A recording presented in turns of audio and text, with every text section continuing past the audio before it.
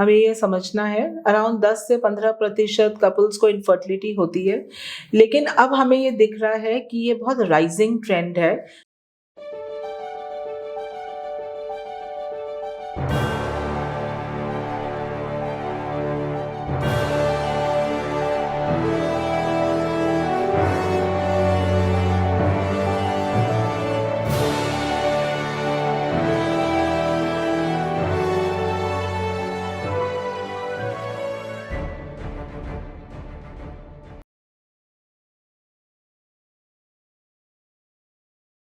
Welcome to ask officials. आज हमारे साथ डॉक्टर श्वेता मित्तल हैं, जो कि गंगा राम की यूनिट हेड एंड को डायरेक्टर फॉर आईवीएफ सेंटर हैं।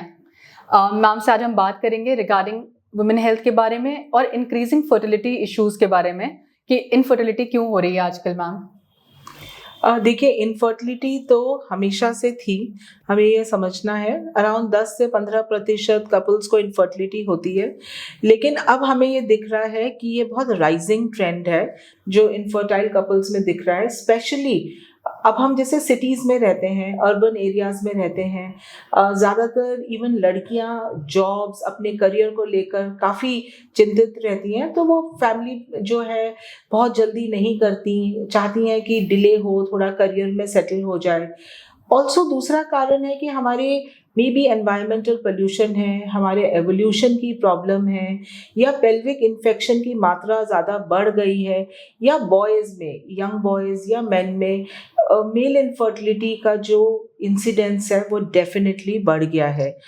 दूसरा लास्ट जो हमें एक बहुत इम्पोर्टेंट दिख रहा है कि लड़कियों का ओवेरियन रिजर्व स्लाइटली कम हो गया है अपनी एज के अनुसार। मैम ये आपने डिक्रीज रेट कितने सालों में देखा है, ग्रेजुअली डिक्रीज होना शुरू हुआ है? तो देखिए, मैं अराउंड 20 साल से इस फील्ड में हूँ एंड डेफिनेटली ये दिखता है कि जो रीजंस हैं इनफर्टिलिटी के, जैसे पहले ट्यूबल फैक्टर बहुत ज़्यादा था, लेकिन अब नॉन इन्फेक्शियस एंडोमेट्रियोसिस बढ़ गया है या मेल फैक्टर बढ़ गया है। सो डेफिनेटली हमें दिखता है कि ओवेरियन रिजर्व पहले से स्लाइटली लोअर है। इनफैक्ट एक स्टडी हुई थी जिसमें इंडियन पॉपुलेशन विमेन में ovarian reserve as compare to Caucasian population जो वेस्टर्न वर्ल्ड है, एज के मुताबिक वो कम है। So a 30-year-old lady from Indian setup can have lower reserve as compared to a 30-year-old lady from the Western world. So अगर हम compare करें तो इंडिया में increase of infertility is nowadays more because of these reasons. I think दूसरा ये भी है कि हमारा जो खाना है, अगर हम अपने ग्रैंड पेरेंट्स को देखें और आज का खाना देखें तो उसमें बहुत सारे बदलाव हैं। वाइट फ्लोर, मैदे का बहुत ज़्यादा यूज़ है, चाइल्डहुड ओबेसिटी, मोटापापन बहुत ज़्यादा बढ़ गया है, smoking, drug abuse, alcohol consumption. In fact cities में भी आई वुड से कि अब लड़के और लड़कियां जो हैं दे टेक अल्कोहल या स्मोकिंग लड़कियों में भी बढ़ गई है। तो ये सारे कारण हैं जिसकी वजह से इनफर्टिलिटी बढ़ती जा रही है। मैम अगर हम बात करते हैं आजकल मेंटल हेल्थ के बारे में बहुत ज़्यादा बात की जा रही है, वुमेन में mental health, the same goes for main also, but ये मेंटल हेल्थ कैसे इफेक्ट करता है हमारे फर्टिलिटी इश्यूज को? देखिए, स्ट्रेस जो है ना वो एक रिलेटिव टर्म है। Stress for someone can be less stress for me. लेकिन क्या होता है जब हमारे जैसे जॉब टाइमिंग्स चेंज हो जाते हैं, अब आजकल बहुत सारे फील्ड्स हैं जहाँ पे लोगों को बड़ी रात तक जॉब में रहना पड़ता है या नाइट शिफ्ट्स होती हैं। It causes a lot of stress, hectic lifestyle है, कॉम्पिटिटिव वर्ल्ड में हैं हम, लोगों को सेटलमेंट नहीं लगता। So all this causes mental stress. अब मेंटल स्ट्रेस क्या करता है इन women, it can cause ovulatory dysfunctions कि प्रॉपरली हार्मोन्स नहीं सिक्रीट हो पा रहे, बिकॉज बहुत ज़रूरी होता है रात में एक प्रॉपर नींद लेना, है ना। एक हम जो कहते हैं कि 8 आवर्स की स्लीप होनी चाहिए, वो इसलिए ज़रूरी है क्योंकि हमारे सारे हार्मोनल इम्बैलेंस होते हैं अगर नींद पूरी नहीं हो। अब बॉयज़ में क्या होता है, ये स्ट्रेस इरेक्टाइल डिसफंक्शन कर सकता है, स्पर्म हेल्थ को अफेक्ट कर सकता है। सो डेफिनेटली स्ट्रेस कहीं ना कहीं काम करता है एंड नेगेटिव इम्पैक्ट लाता है। मैम अगर हम बात करते हैं इंडियन सोसाइटी की, जनरली इनफर्टिलिटी हम रिलेट करते हैं वुमेन से। How much percentage men are also partner in this? So देखिए, अगर हम ये बोलें कि हमारे पास 10 कपल आए ओके, या 15 कपल आए जिनको इनफर्टिलिटी है, उसमें हमें ऐसा लगता है जैसे फीमेल इनफर्टिलिटी ज़्यादा होगी, नहीं। इक्वल क्वांटिटी में या इक्वल इंसिडेंस में हमें दिखता है कि फीमेल फैक्टर है, मेल फैक्टर है, और जब हम कंबाइन कर देते हैं कि किसी पेशेंट में मेल फैक्टर भी है और फीमेल फैक्टर भी है, तो हम ये कह सकते हैं कि 30% प्योर फीमेल फैक्टर है, 30% प्योर मेल फैक्टर है, and the rest 30-35% is both males and females. Because हमारी सोसाइटी मैम आजकल की ऐसी that they related to women only.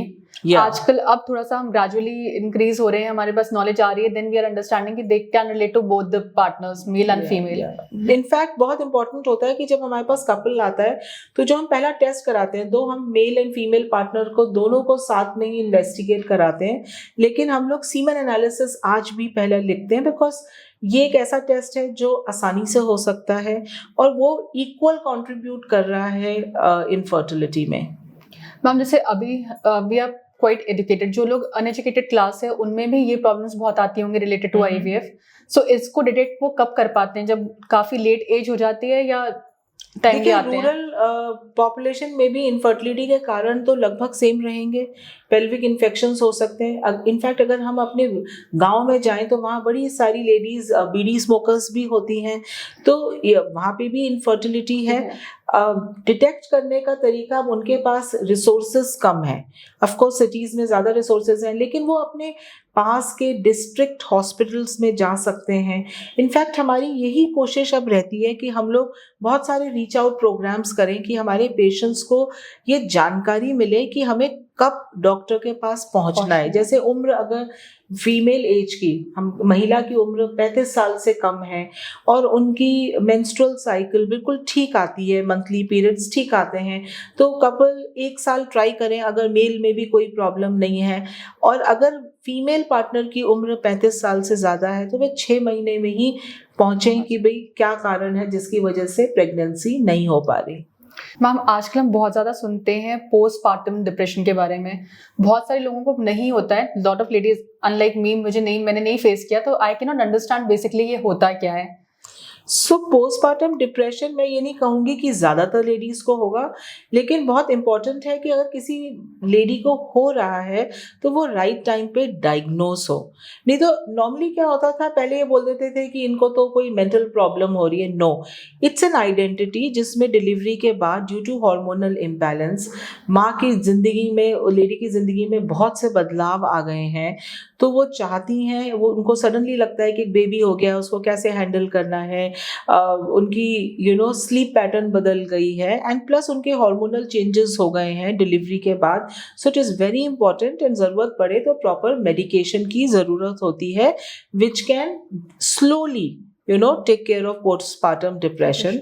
लेकिन बहुत ज़रूरी है, मुझे लगता है, फैमिली हेल्प एंड पार्टनर को अंडरस्टैंड करना कि ये भी एक एंटिटी है।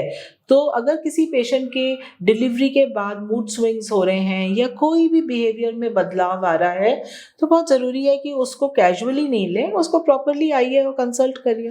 मैम आजकल हम बहुत ज़्यादा सुनते हैं अनएक्सप्लेन्ड इनफर्टिलिटी के बारे में, तो बेसिकली ये टर्म अनएक्सप्लेन्ड इनफर्टिलिटी किस लिए यूज होता है? देखिए, अनएक्सप्लेन इनफर्टिलिटी जो है ना, it's a real entity. Unexplained का मतलब ये नहीं है कि ओ यस ओवर्टली ट्यूब्स खुली हैं, सीमेन भी ठीक है और हर महीने महिला जो है वो एग बना रही है, but the question arises is तो फिर इनफर्टिलिटी हुई कैसे? It's a very frustrating term for couples. बहुत कॉमनली अराउंड 30% पेशेंट्स को अनएक्सप्लेन इनफर्टिलिटी है, बिकॉज क्या चीज़ें इनमें हो रही होंगी possibly. It could be ovulatory dysfunction, या तो ट्यूब्स उस एग को पिक ही नहीं कर पाती, या एग की क्वालिटी इज इन क्वेश्चन, उसकी कॉम्पिटेंस क्वेश्चनेबल है, या स्पर्म आता है तो वो एग को फर्टिलाइज नहीं कर पाता, एम्ब्रियो बनता है तो अर्ली एम्ब्रियो डिमाइस हो जाता है, एंड लास्ट ये हो सकता है कि एम्ब्रियो बना बट यूट्रस ने उसको एक्सेप्ट ही नहीं किया। सो अनएक्सप्लेन इनफर्टिलिटी में बहुत सारे कारण हैं। इसीलिए आई वुड से कि अगर हम अपनी आईवीएफ साइकिल्स देखें तो करीबन 30 to 40% साइकिल्स रफली अनएक्सप्लेन इनफर्टिलिटी के लिए होती हैं, और कई बारी अनएक्सप्लेन इनफर्टिलिटी में हम देखते हैं कि लेडी की एज तो कम है लेकिन ओवेरियन रिजर्व बहुत पुअर है। सो वो भी एक कारण होता है अनएक्सप्लेन इनफर्टिलिटी का। मैम जैसे अभी हम बात कर रहे हैं रिगार्डिंग आईवीएफ के बारे में, तो सोशल मीडिया में बहुत सारे आईवीएफ सेंटर्स का डेटा रहता है। कईयों का लिखा रहता है 5.5 लाख 6 लाख में आईवीएफ, कईयों का 50,000 में। तो क्या पॉसिबिलिटी हमारे व्यूअर्स के जानने के लिए कि मेजर जो आईवीएफ होता है वो उसका एक ब्रैकेट कितने से कितने रुपए का होता है? राइट, ये बहुत अच्छा सवाल है। इनफैक्ट कई बार हम ऑटो रिक्शास के पीछे भी देखते हैं Right, ma'am. एडवर्टिजमेंट्स की 50,000 में आईवीएफ है। वेल, एक बहुत स्टैंडर्ड आईवीएफ साइकिल 50,000 में नहीं हो सकती, बिकॉज एक आईवीएफ लैब का मतलब सिर्फ इंस्ट्रूमेंट लगा देना नहीं है, बट उसकी एक डे टू डे मेंटेनेंस है, क्वालिटी है। अगर आपको top of the line equipment use करना है, मीडिया यूज करना है, कल्चर सिस्टम्स यूज करने हैं। इनफैक्ट एक बहुत इंपॉर्टेंट चीज होती है कि जैसे जैसे आपके आईवीएफ लैब में केसेस बढ़ते हैं, आपको अपने एम्ब्रियोलॉजिस्ट को का नंबर बढ़ाना है, स्टाफ का नंबर बढ़ाना है, इंक्यूबेटर्स का नंबर बढ़ाना है, नहीं तो आपके रिजल्ट्स वो स्लोली कम हो जाएंगे। सो अगर आप ये पूछो कि एक average cost of IVF cycle including injections मिला के, तो वो लगभग कहीं ना कहीं 1.5 लाख से 2 लाख के बीच में होगी। और उसमें इनफैक्ट आई वुड से कि कुछ एम्ब्रियोज की फ्रीजिंग भी उसमें इंक्लूडेड होगी। सो ऐसा नहीं है कि आईवीएफ 5 लाख में जाएगा, बट 50,000 में भी वो लगभग पॉसिबल नहीं है। मैम बहुत सारे पेशेंट्स का एक क्वेश्चन होता है कि किसी भी आईवीएफ सेंटर में जा रहे हैं आईवीएफ प्रोसेस के लिए, तो बहुत सारे सेंटर में विजिट करते हैं, तो उनका मेजर चीज़ें क्या देखनी चाहिए कि ये आईवीएफ सेंटर एक्चुअल में सही है जिसके लिए हम जा रहे हैं? सो ये बहुत ही इम्पोर्टेंट सवाल है, बिकॉज सारे रिजल्ट्स आईवीएफ के एक आईवीएफ सेंटर से आएंगे। नेचुरली अपने ओन कारण होते हैं, उनको हम नहीं चेंज कर सकते, लेकिन आपको ये देखना है कि वो आईवीएफ सेंटर कितने सालों से एस्टेब्लिश्ड है। बहुत इम्पॉर्टेंट है कि वहाँ की टीम, उसका एक्सपीरियंस, टीम का एक्सपीरियंस, क्वालिफिकेशंस, उस लैब में कितने एम्ब्रियोलॉजिस्ट हैं, एम्ब्रियोलॉजिस्ट की क्या क्वालिफिकेशन है। बहुत इम्पॉर्टेंट है कि वो एक हाई वॉल्यूम सेंटर है या लो वॉल्यूम सेंटर है। अब बहुत मुश्किल होता है क्योंकि हमारी कोई नेशनल रजिस्ट्री नहीं है जहाँ पे हम पब्लिश करें कि हमारा क्या डेटा है, लेकिन बहुत इम्पॉर्टेंट है जैसे कि अब हमारे सेंटर में last more than 5 years, maybe 10 years, हम लोग सिंगल एम्ब्रियो ट्रांसफर कर रहे हैं। और ये बहुत बार हमसे पूछा जाता है कि हम सिंगल एम्ब्रियो ट्रांसफर क्यों करते हैं। बिकॉज नेचुरली हमारा इम्प्लांटेशन रेट, प्रेगनेंसी रेट बहुत हाई है, और हम नहीं चाहते कि हमारे पेशेंट्स को ट्विंस या उससे ज़्यादा हाई ऑर्डर प्रेगनेंसी के कॉम्प्लिकेशन से गुजरना पड़े। तो बहुत सी चीज़ें, और बहुत इंपॉर्टेंट है एक आईवीएफ सेंटर के लिए फुल टाइम एम्ब्रियोलॉजिस्ट और टीम होना, ना कि बैच आईवीएफ में जहाँ पे एक साथ कई केसेस महीने के समझो 1 हफ्ते में या 4 दिन में हो जाते हैं। नेचुरली वहाँ पे उस सेंटर में उतना इक्विपमेंट नहीं है to handle so much of load, तो बहुत ज़रूरी है। सो हर छोटी छोटी चीज़ जब हम उसको बिल्कुल सही ढंग से करेंगे और मोस्ट ऑप्टिमम ढंग से करेंगे, तब जाके हाईएस्ट प्रेगनेंसी रेट आएंगे। मैम एक क्वेश्चन आपसे और भी है, इनफैक्ट आपका आंसर भी लेना चाहूंगी लोगों के लिए कि जनरली बहुत सारी इन्फॉर्मेशन यूट्यूब और गूगल पे है, so all of them should consider to a doctor first and then they should find out such results. Yes, of course Google medicine हमें नहीं करनी चाहिए, बिकॉज क्या होता है गूगल में आपको ना एक बहुत सारी इन्फॉर्मेशन मिलेगी। अब ज़रूरी नहीं है वो सारी इन्फॉर्मेशन आपके लिए लागू करती है, तो उससे क्या होता है आप अननेसेसरी एक स्ट्रेस लेवल पे चले जाते हैं। अब नेचुरल है, जैसे अब हम भी किसी हॉलीडे पे जाते हैं तो मैं भी गूगल सर्च करती हूँ, I look at reviews, but बहुत इंपॉर्टेंट होता है कि अगर आप अपने डॉक्टर के पास आएंगे तो वो आपको फिल्टर करके जो मोस्ट अप्रोप्रिएट इन्फॉर्मेशन है या जो सबसे सही इन्फॉर्मेशन है वो आपको देंगे। अब जैसे मैं बहुत छोटा सा एग्जांपल देती हूँ कि हम एक रूबेला टेस्ट कराते हैं, जिसमें जैसे ही रूबेला का टेस्ट IgG पॉजिटिव आता है, पेशेंट्स को लगता है हमें रूबेला इन्फेक्शन हो गया। बट द रियलिटी ये है कि हम सिर्फ ये देखना चाह रहे हैं कि अगर आपके शरीर में इसकी एंटीबॉडीज हैं तो आपको वैक्सीनेशन की ज़रूरत नहीं है, आप सेफ हो। तो हर टेस्ट का इंटरप्रिटेशन पेशेंट गूगल से कुछ भी निकाल सकता है। तो अगर पेशेंट लिखेगा रूबेला तो वो एकदम आ जाएगा कि वो एक इन्फेक्शन है, वो माँ से बच्चे को जाता है, बट उनको इन्फेक्शन नहीं है, हम तो सिर्फ पुरानी एंटीबॉडीज देख रहे हैं। सो इस तरीके से कई गलत फहमियाँ होती हैं। सो आई पर्सनली फील कि बहुत गूगल नहीं देखना चाहिए। गेटिंग इन्फॉर्मेशन इज गुड, शायद वो आपको हेल्प करता है कि आप अपने सवाल लेकर आएँ, बट आप सुनिए अपने डॉक्टर को। मैम अभी थोड़ी देर पहले हमने डिस्कस किया था बैच आईवीएफ और सिंगल प्रोसेस आईवीएफ का, सो इसमें बेसिकली डिफरेंस क्या होता है व्यूअर्स को जानने के लिए कि बैच आईवीएफ और सिंगल में क्या डिफरेंस है? देखिए बहुत सिंपल है समझना कि आप जैसे किसी सिटी में जाएं जहां बहुत डॉक्टर्स अवेलेबल नहीं है, वो कहेंगे डॉक्टर्स तो सिर्फ 3 दिन अवेलेबल होंगे महीने में और आपके सारे प्रोसीजर्स वहां पे होंगे और उन दिनों में होंगे, तो naturally load on the operation theatre बढ़ जाएगा। इसी प्रकार से बैच आईवीएफ में ये है कि आपके लैब में क्लिनिशियन या embryologist, most of the times embryologist होते हैं जिनकी कमी है हमारे कंट्री में आज भी, वो रोज की रोज अवेलेबल नहीं है, या वो सेंटर्स उतने केसेस नहीं कर रहे जहाँ पे वो एक एम्ब्रियोलॉजिस्ट को पूरे लाइक अ फुल टाइमर रखेंगे। तो अब जब फुल टाइमर स्टाफ नहीं है तो वो क्या करेंगे, वो महीने के किसी पर्टिकुलर 3-4 दिनों में आएंगे और अपने सारे आईवीएफ तक स्टार्ट होंगे और तभी फिनिश होंगे। अब नेचुरल अगर आप 30-40 केसेस 3 दिन में ही करना चाहते हैं, अब आपके पास उतने इंक्यूबेटर्स नहीं हैं, तो आपके इंक्यूबेटर के दरवाज़ा हर वक्त खुलता रहेगा, बंद होता रहेगा, कल्चर कंडीशंस इफेक्ट होंगी, तो ऐसी बहुत सी चीज़ें हो जाएंगी जो अप्रोप्रिएट नहीं है। इसीलिए बहुत ज़रूरी है कि आप अपने इंक्यूबेटर्स को स्टार्ट ही नहीं करेंगे, पूरे महीने में वो बंद रहेंगे, सिर्फ 4-5 दिन खुलेंगे। तो किसी भी चीज़ की रेगुलर मेंटेनेंस और एक एक्सपर्टीज होनी ज़रूरी है, क्योंकि एम्ब्रियोज 2 दिन में नहीं बनते। एम्ब्रियोज बनने के लिए आपको मिनिमम 6 to 7 days चाहिए। मैम बहुत ज़्यादा हम सुनते हैं 3rd डे का एक 5 डे एक ट्रांसफ़र, ये बेसिकली क्या होता है और इसकी प्रोबेबिलिटी कैसे बढ़ती है? देखिए 3rd day is a cleavage embryo. तो जब हम एम्ब्रियो की ग्रोथ देखते हैं, आज हमने फर्टिलाइज किया, उसके 3rd डे पे वो एक लेवल पे पहुंचता है। बट अगर हमें ये देखना है कि एम्ब्रियो का सर्वाइवल कैसा है और उसकी कॉम्पिटेंस कैसी है, तो हमें अपने एम्ब्रियोज को डे 5 या डे 6 तक ले जाना चाहिए, जिसे हम ब्लास्टोसिस्ट कहते हैं। अब ये इसलिए ज़रूरी है क्योंकि एक तो आप फिल्टर कर सकते हैं और आप अपने नंबर ऑफ एम्ब्रियोज कम कर पाएंगे, और इसी प्रकार से आप हाईएस्ट प्रेगनेंसी रेट ला सकते हैं with least amount of complications. तो बहुत ज़रूरी है कि एक अच्छा सेंटर डे 3 अगर कर रहा था तो उसको अब शिफ्ट करना चाहिए डे 5 या डे 6 पे। मैम अभी हमने बात करी बैच आईवीएफ के बारे में और सिंगल आईवीएफ के बारे में, इसका सक्सेस रेट से क्या रिलेशन है, कोरिलेशन? देखिए जब हम batch IVF and regular IVF cycle in a fully functioning centre बात कर रहे हैं, तो नेचुरली हम प्रेगनेंसी रेट्स की बात कर रहे हैं, क्योंकि जहाँ भी आपके सिस्टम्स कॉम्प्रोमाइज होंगे वहाँ आपके प्रेगनेंसी रेट कम हो जाएगा। तो अगर आपका एक इंक्यूबेटर जो 5 केसेस हैंडल करने के लिए बना है और उसमें अगर आपने 10 केसेस की डिशेस डाल दी, सो नेचुरली एक बहुत लॉजिकल रीज़न है कि वहाँ प्रेगनेंसी रेट्स कम होंगे।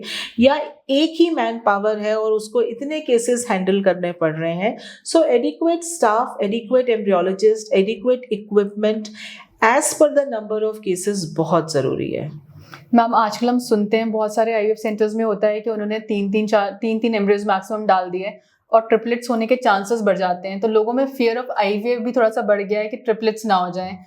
सो ये देखिए बहुत इंपॉर्टेंट है, इसीलिए हम अपने सेंटर में at Gangaram hospital for last 7-8 years और मोर कोशिश कर रहे हैं कि हमारे maximum cases single embryo transfer हों। So over 80% single embryo transfer है। इतना चेंज आया है, in fact the ultrasonologist tells me कि मुझे एक दिन उन्होंने बताया कि आज तक मुझे ये पता ही नहीं था कि आईवीएफ में एनीथिंग लेस देन ट्विंस होते हैं, until the time I started seeing your patients and now I realize कि आपकी प्रैक्टिस में ट्विंस हार्डली होते हैं। सो ट्रिपलेट्स तो होने के सवाल नहीं है unless an embryo breaks in itself. Yes, ये हमारे हाथ में है इन आईवीएफ। अगर आप 3 एम्ब्रियोज नहीं डालेंगे, इनफैक्ट 2 डालिए या उससे भी कम, हम कह रहे हैं सिंगल डालिए एंड ब्लास्टोसिस डालिए, तो आपके twinning rate and high order pregnancies कम हो जाएंगी। Ma'am thank you for so much of information today. हम नेक्स्ट सेशन फिर से लेंगे, बहुत सारे क्वेश्चंस हमारे व्यूअर्स के अभी भी बाकी हैं। ठीक है, thank you so much. Ma'am.